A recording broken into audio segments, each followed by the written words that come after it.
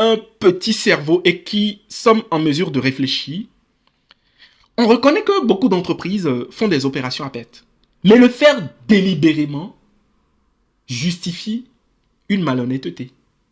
Ou du moins, réveille des doutes quelque part. Et c'est d'ailleurs pour cette raison que l'État français, ou la justice française, j'allais dire, pour être plus précis, a engagé une opération judiciaire contre Orano à cette époque.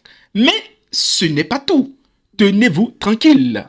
Le 19 décembre 2018, Orano était encore une fois de plus visé par une enquête judiciaire, mais cette fois-ci pour corruption.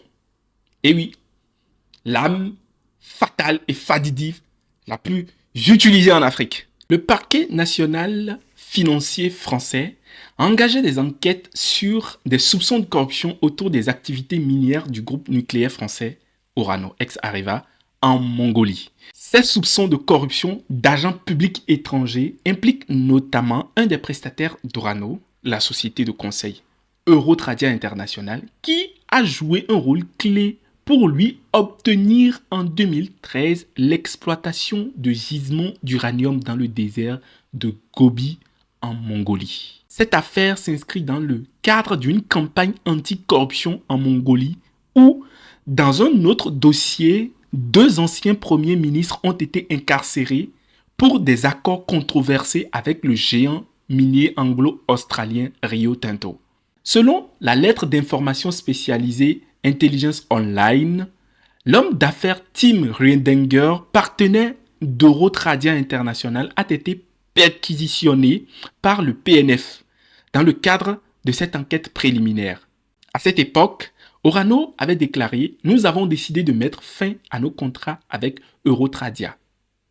Nous n'avions rien noté d'anormal et nous nous tenons désormais à la disposition de la justice », a-t-il ajouté, affirmant que Eurotradia n'avait pas notre accord pour recourir à des intermédiaires mongols.